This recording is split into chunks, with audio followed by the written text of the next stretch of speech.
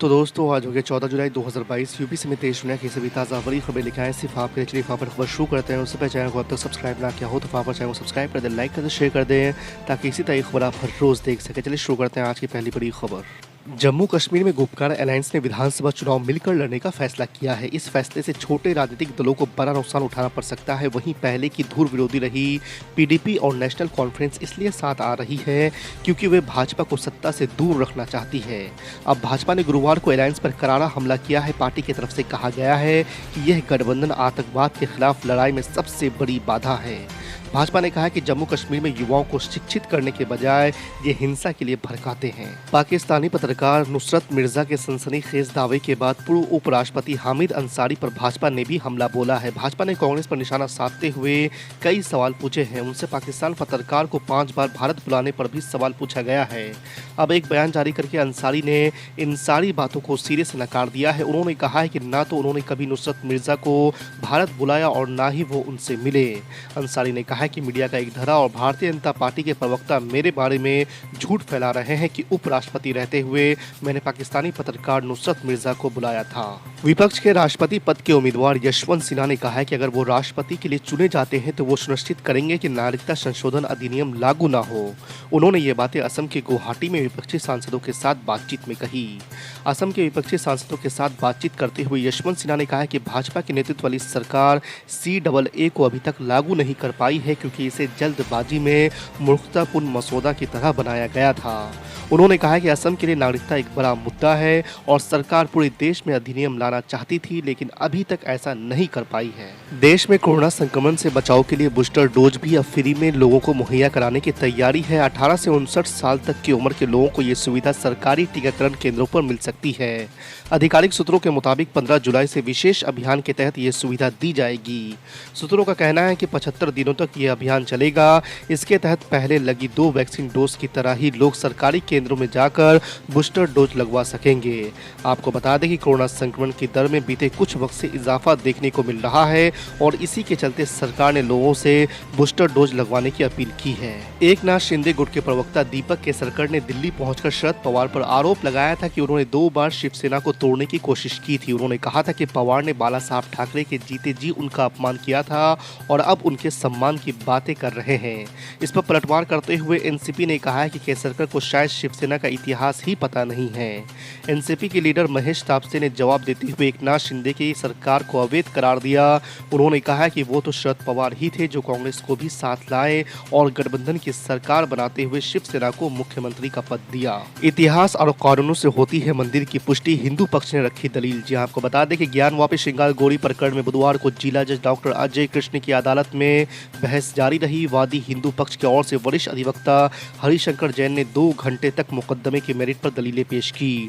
Court ने अगली सुनवाई के लिए गुरुवार 14 जुलाई की तिथि नियत की है। मुकदमे की पुष्णीयता पर वादी पक्ष अपनी बहस जारी रखेगा।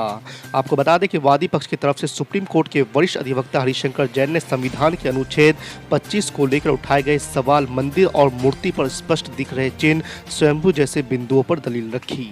उत्तर प्रदेश के मुख्यमंत्री योगी आदित्यनाथ की जनसंख्या संतुलन वाली टिप्पणी के एक दिन बाद ऑल इंडिया मजलिस इत्तेहादुल मुस्लिमीन के प्रमुख असदुद्दीन ओवैसी ने एनडीटीवी से बातचीत करते हुए कहा कि योगी आदित्यनाथ भारत और उत्तर प्रदेश के मुसलमानों को मूल निवासी नहीं समझते हैं।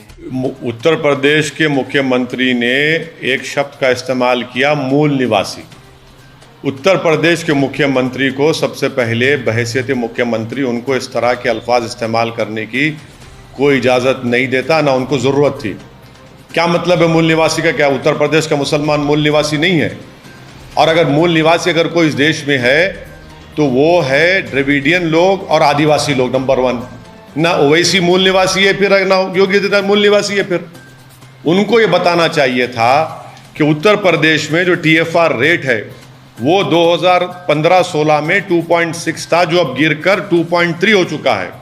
उनको ये बताना चाहिए था कि भारत में जो मुसलमानों का TFR रेट है वो कितना है, वो गिरा नहीं गिरा। नेशनल फैमिली हेल्थ सर्वे में बता रहे गिरा है, वो बहुत गिरा है, वो नहीं बताते। और सिर्फ डराने का काम। भाई भारत में जो TFR रेट है भारत के मुसलमानों का वो 2.3 है। उत्तर प्रदेश में आप देख लीजिए कि उनका जो TFR रेट उत्तर प्रदेश में गिरा है वो भी काफ़ी गिरा है, उसकी बात ही नहीं करते। उत्तर प्रदेश में जो प्रॉब्लम है वो वेस्टेड चिल्ड्रन का है। वेस्टेड चिल्ड्रन उत्तर प्रदेश में आप देख लीजिए 6% से 7.3% हो चुके हैं। अरे मुख्यमंत्री बताओ ना कि 2.7 था तो TFR रेट यूपी में, अब गिरकर 2.4 हुआ है, और पूरे देश में मुसलमानों का TFR रेट 2.6 से 2.3 हुआ है। पूरे देश में सबसे ज़्यादा अगर कोई कॉन्ट्रासेप्टिव इस्तेमाल करता है तो मुसलमान है, वो NFHS कहता है, उस पर भी आप बात नहीं करते। और उत्तर प्रदेश में पॉपुलेशन स्टेबलाइज होगा, डिजायर्ड फर्टिलिटी रेट 2026 तक हो जाएगा।